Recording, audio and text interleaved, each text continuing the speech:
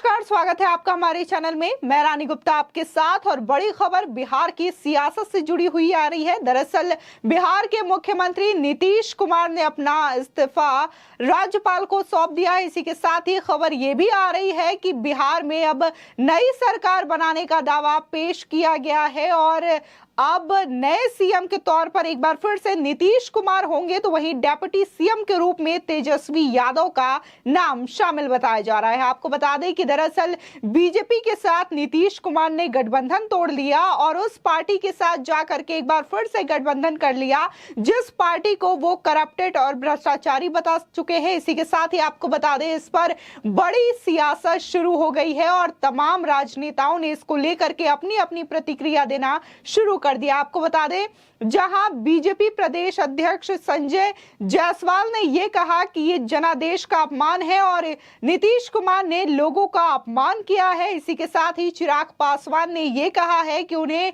हमेशा से ही पीएम बनने का वो सपना देख रहे हैं और इस वजह से उन्होंने बीजेपी से अपना पल्ला झाड़ लिया, क्योंकि उन्हें पता है कि जब तक वो एनडीए के साथ रहेंगे कभी भी प्रधानमंत्री के दावेदार नहीं बन सकते। इसी के साथ ही कहा जा रहा है कि नीतीश कुमार जो है 2024 में पीएम बनना चाहते हैं और इसलिए उन्होंने यह कदम उठाया और बीजेपी के साथ अपना गठबंधन तोड़ दिया।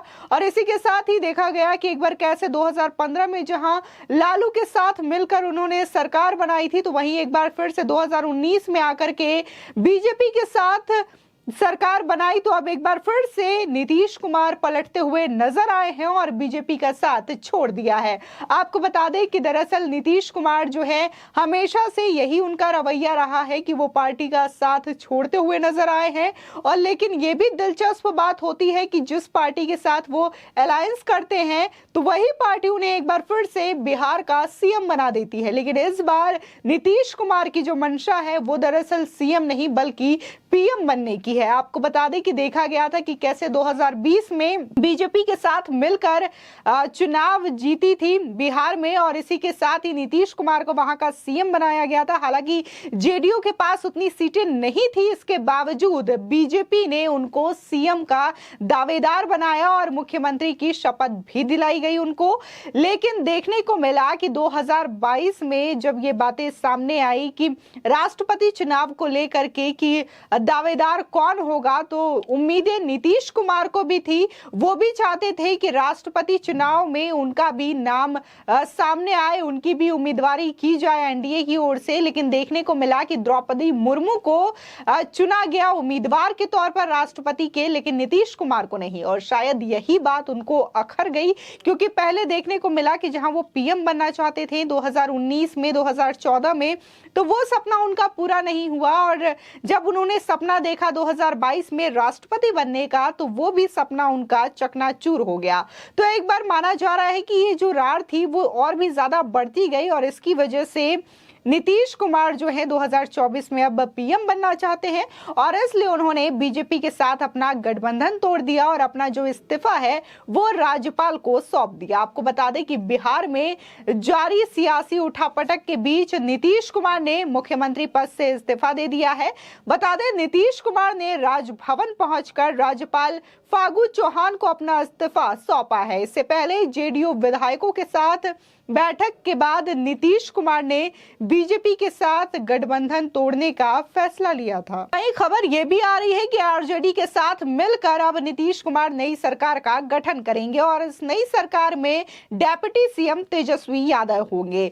वहीं इसको लेकर के लगातार सियासी उठापटक जारी है। तमाम राजनेताओं के जो बयान है उनका सिलसिला शुरू हो गया है और इसी के साथ ही बिहार के बीजेपी अध्यक्ष संजय जायसवाल ने एक प्रेस कॉन्फ्रेंस का आयोजन किया और इस दौरान उन्होंने जमकर नीतीश कुमार पर हमला किया और कटाक्ष करते हुए उन्हें सीधे तौर पर यह कहा कि उन्होंने जनता के साथ और इसी के साथ ही बीजेपी के साथ विश्वासघात किया है। आपको बता दें कि बिहार भाजपा अध्यक्ष संजय जायसवाल ने कहा कि बीजेपी ने 74 सीट जीतने के बाद भी वादे के मुताबिक नीतीश कुमार को एनडीए गठबंधन का का मुख्यमंत्री बनाया था। ये बिहार की जनता और बीजेपी के साथ विश्वासघात है, जनता के फैसले का ये उल्लंघन है। इसी के साथ ही आपको बता दें कि बिहार के राज्यपाल को अपना इस्तीफा सौंपने के बाद नीतीश कुमार ने कहा कि सभी सांसद और विधायक आम सहमति पर है कि हमें एनडीए छोड़ देना चाहिए। इसी के साथ ही बता दें कि केंद्रीय मंत्री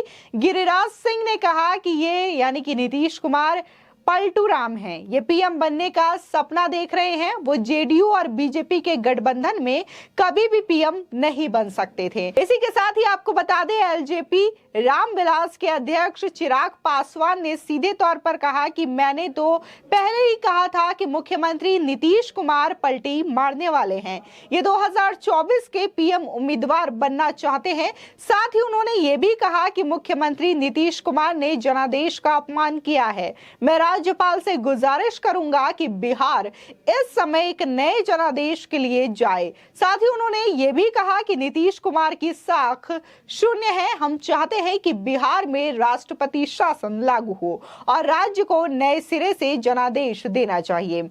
नीतीश कुमार की कोई विचारधारा है या नहीं, अगले चुनाव में जेडीयू को मिलेगा 0 सीट, ये भी उन्होंने कहा है सीधे तौर पर कि अगले चुनाव अगर होते हैं तो जेडीयू को 0 सीट्स मिलेंगी, एक भी सीट जनता उन्हें नहीं जितवाएगी। इसी के साथ ही आपको बता दें केंद्रीय मंत्री आरके सिंह ने कहा कि आरजेडी के 15 साल के शासन ने राज्य को पीछे ले गए हैं। सीएम नीतीश कुमार ने भी कई बार ऐसा कहा, वो आरजेडी के साथ गठबंधन में जाने को कैसे जायज ठहराएंगे, जिसे उन्होंने कई बार भ्रष्ट बताया है। ये सब सत्ता के लिए राजनीति है, इसमें कोई नैतिकता नहीं है और उन्हें शर्म आनी चाहिए। इसी के साथ ही आपको बता दें बिहार में राजनीतिक स्थिति पर सपा प्रमुख अखिलेश यादव ने भी टिप्पणी की और उन्होंने कहा कि एक अच्छी शुरुआत है। इस दिन अंग्रेजों भारत छोड़ो का नारा दिया गया था और आज बिहार से बीजेपी भगाव का नारा आ रहा है। मुझे लगता है कि जल्दी राजनीतिक दल और विभिन्न राज्यों के लोग बीजेपी के खिलाफ खड़े होंगे। आपको बता दें कि अखिलेश यादव को 2022 विधानसभा चुनाव में यूपी से करारी हार का सामना करना पड़ा था और अब अखिलेश यादव बिहार की राजनीति पर बोलते हुए ये कहते हुए नजर आ रहे हैं कि अब हर राज्य से बीजेपी की जो सत्ता है वो उखड़ती हुई दिखाई देगी। आपको बता दें इससे पहले जेडीयू के विधायक दल की बैठक में नीतीश ने बीजेपी पर उन्हें अपमानित करने का आरोप लगाया, साथ ही उनकी पार्टी तोड़ने की तोहमत भी मढ़ी। आपको बता दें कि वर्ष 2017 तक आरजेडी के तेजस्वी यादव और उनके भाई तेज प्रताप यादव नीतीश कुमार की सरकार में मंत्री थे। जेडीयू लालू यादव की पार्टी आरजेडी और कांग्रेस के सहयोग से यह सरकार बनी थी। इसी के साथ ही नीतीश यादव ने बीजेपी के साथ संबंध खत्म करते हुए ये गठजोड़ बनाया था।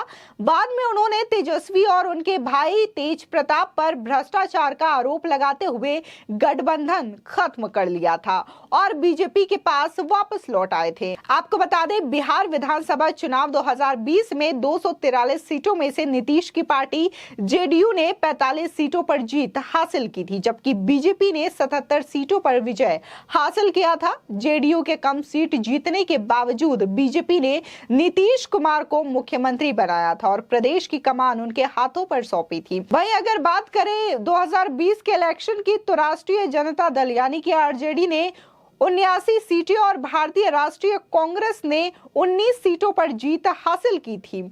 इसी के साथ ही जिस तरीके से देखा गया कि कम सीटें आने के बावजूद भी नीतीश कुमार को बीजेपी ने मुख्यमंत्री बनाया। बीजेपी चाहती तो किसी और को भी उम्मीदवार बना सकती थी, किसी और को भी मुख्यमंत्री बना सकती थी, लेकिन देखा गया कि कैसे बीजेपी ने नीतीश कुमार पर विश्वास दिखाया और उन्हें मुख्यमंत्री बना दिया। लेकिन नीतीश कुमार एक बार फिर से पलट गए और उन्होंने ये गठबंधन तोड़ के वो चले गए तेजस्वी यादव के पास और वहां पर देखने को मिल रहा है कि वो कैसे अपना सपना जो है उसको लेकर के चलने वाले हैं, यानी कि 2024 में वो पीएम बनना चाहते हैं और उनको पता है कि जब तक वो एनडीए में रहेंगे या फिर बीजेपी के साथ गठबंधन में रहेंगे तब तक उनका ये सपना साकार नहीं हो पाएगा और इसकी वजह से उन्होंने गठबंधन तोड़ दिया।